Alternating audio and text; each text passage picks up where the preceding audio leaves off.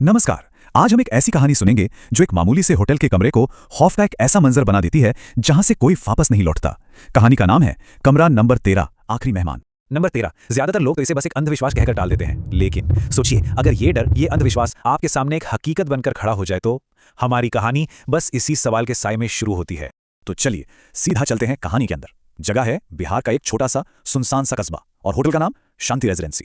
रात के कोई 11 बज रहे हैं और माहौल में एक अजीब सी भारी खामोशी छाई हुई है। यहां पहुंचता है हमारा मेन कैरेक्टर रवि, एक ट्रैवलिंग सेल्समैन। दिन भर की भागदौड़ से बिल्कुल थक चुका, उसे बस सिर छिपाने के लिए, रात गुजारने के लिए एक अदद कमरे की जरूरत थी। और बस यहीं से कहानी में एक मोड़ आता है। रिसेप्शनिस्ट ने थकी हुई आवाज में रवि को बताया कि सर, सारे कमरे तो फुल हैं, बस एक ही बचा है, और वो कमरा था कमरा नंबर 13। अब रवि, वो इन सब बातों पर विश्वास नहीं करता था। वो तो हंस पड़ा, बोला 13 से कैसा धरना, दे दीजिए। और उसने बिना कुछ सोचे समझे वो चाबी ले ली। शायद उसे अंदाजा भी नहीं था कि उसका यही एक फैसला उसकी जिंदगी का आखिरी फैसला होने वाला था। कमरे में कदम रखते ही रवि को एक अजीब सी, गैर मामूली सी ठंडक महसूस हुई। मतलब ऐसी ठंडक जो हड्डियों तक चुभ रही थी। और हैरानी की बात यह थी कि कमरे का एसी तो बंद था। ये पहला इशारा था कि उस कमरे में कुछ तो गड़बड़ थी। और अब वक्त हो चला था पहली चेतावनी का। जैसे जैसे रात गहरा रही थी, उस कमरे की दीवारों में कैद अजीब घटनाएं अब शुरू होने वाली थी। घड़ी की सुइयां एक दूसरे से मिलती हैं। रात के ठीक 12 बज चुका, साया सबसे गहरा होता है और रवि की कहानी में भी एक नए खौफनाक अध्याय की शुरुआत होने वाली थी। और अचानक उस सन्नाटे को तोड़ती हुई एक आवाज आती है।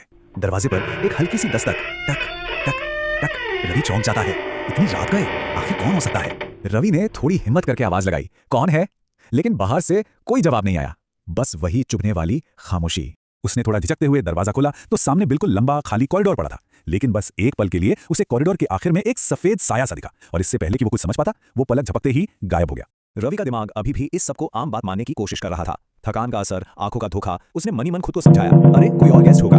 लेकिन उसे क्या पता था कि असली खतरा दरवाजे के बाहर नहीं, बल्कि अब कमरे के अंदर ही था। एक ऐसा बिन बुलाए मेहमान जो अब अपनी मौजूदगी का एहसास दिलाने वाला था। वक्त अपनी रफ्तार से आगे बढ़ता रहा। घड़ी में अब रात के 1:30 बज चुके थे। होटल का सन्नाटा अब और भी गहरा और भयानक होता जा रहा था। तभी अचानक कमरे में चप्पल घिसटने की एक धीमी सी लेकिन बिल्कुल साफ आवाज आती है। रवि की नींद टूटती है, वो आंखें खोलता है और सामने जो मंजर था उसे देखकर उसकी सांसें जैसे गले में ही अटक गई। कमरे के एक कोने में सफेद साड़ी पहने एक औरत खड़ी थी, जिसका चेहरा उसके लंबे काले बालों से पूरी तरह ढका हुआ था। रवि समझ गया वो कोई इंसान नहीं हो सकती थी। और जैसे ही उस साये ने धीरे धीरे रवि की तरफ कदम बढ़ाए, वो अचानक हवा में ही गायब हो गई, जैसे कभी वहां थी ही नहीं। अब रवि का दिल जोर जोर से धड़क रहा था। पसीने से तरबतर उसने कांपते हुए हाथों से फोन उठाया, लेकिन लाइन डेड थी। फोन से सिर्फ एक अजीब सी सरसराहट की आवाज आ रही थी। वो समझ चुका था, वो इस कमरे में फंस चुका था, बिल्कुल अकेला। कहानी अब अपने सबसे खौफनाक मोड़ पर पहुंच रही थी, क्योंकि अब असली सामना उस दहशत से होने वाला था जो बाथरूम के बंद दरवाजे के पीछे रवि का इंतजार कर रही थी। अचानक बाथरूम का दरवाजा चर्रर की एक आवाज के साथ अपने आप धीरे से खुल जाता है। अंदर से पानी टपकने की आवाज गूंज रही थी, टप टप टप। रवि हिम्मत जुटाकर आईने में देखता है और उसकी रूह कांप जाती है। आईने में उसके ठीक पीछे वही औरत खड़ी है। वो घबराकर तेजी से पलटता है, पर पीछे कोई नहीं था। और जब वो डरते डरते कांपते हुए दोबारा आईने में देखता है तो वो साया अब उसके पीछे नहीं, ठीक उसके बगल में खड़ा था। और इस बार उसका चेहरा बालों से ढका नहीं था, वो साफ दिख रहा था। एक पूरी तरह से जला हुआ चेहरा, आंखों की जगह बस 2 काले गहरे गड्ढे और फटे हुए होंठ। और फिर उन फटे हुए होठों से एक ऐसी ठंडी बेजान आवाज निकली जो सीधा रवि के कानों में नहीं, उसके दिमाग में गूंजी, तुम भी रुक जाओ। ये रवि की कहानी का अंत था, या शायद उस कमरे के लिए एक नई खौफनाक शुरुआत। एक ऐसा मेहमान जो अब हमेशा के लिए वहीं रहने वाला था, और एक ऐसा चक्र जो कभी नहीं टूटने वाला था। अगली सुबह जब होटल स्टाफ ने दरवाजा खोला तो रवि अपने बिस्तर पर ही था।